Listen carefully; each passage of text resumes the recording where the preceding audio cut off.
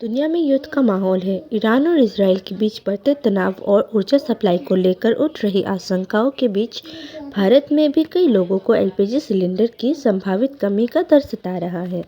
इसी वजह से हमारे भारत के मैक्सिमम लोग गैस के विकल्प में इंडक्शन खरीद रहे हैं। आपको ये जान के हैरानी होगी कि ऑनलाइन मार्केट और हमारे लोकल मार्केट में भी कुछ ही दिनों के अंदर इंडक्शन स्टोव और इंफ्रारेड कुकटॉप दोनों ही आउट ऑफ स्टॉक हो चुका है। सबसे पहले हम समझते हैं कि इंफ्रारेड कुकटॉप क्या होता है। इंफ्रारेड कुकटॉप एक ऐसा इलेक्ट्रिक चूल्हा है जो इंफ्रारेड रेडिएशन यानी इंफ्रारेड लाइट की मदद से गर्मी पैदा करती है। इस गर्मी से कुकटॉप की सतह गर्म होती है और फिर वही बर्तन में गर्मी पहुंचती है।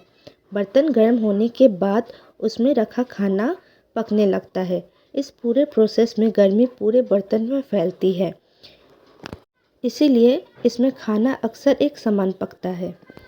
आजकल कई बड़े इलेक्ट्रॉनिक ब्रांड भी इंफ्रारेड कुकटॉप बाजार में उपलब्ध कर रहे हैं, इसीलिए ये धीरे धीरे लोगों के बीच प्रसिद्ध होता जा रहा है।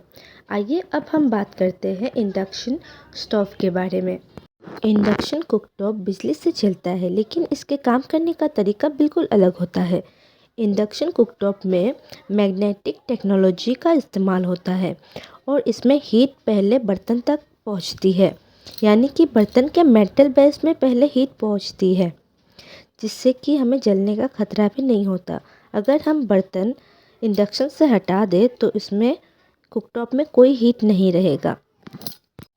इंडक्शन की सतह कभी गर्म नहीं होती है, उसमें रखे बर्तन तक ही उसका हीट पहुंचता है।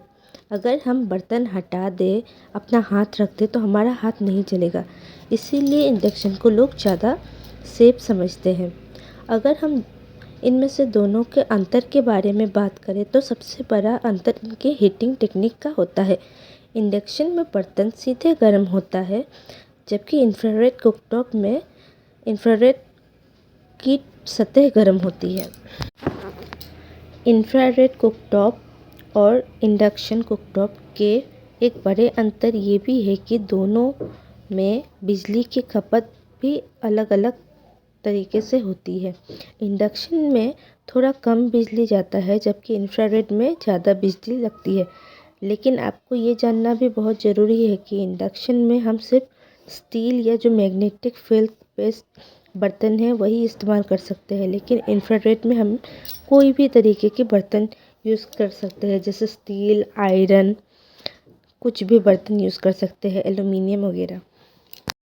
वीडियो को यहाँ तक देखने के लिए बहुत बहुत धन्यवाद। प्लीज़ मेरे चैनल को लाइक और सब्सक्राइब करें।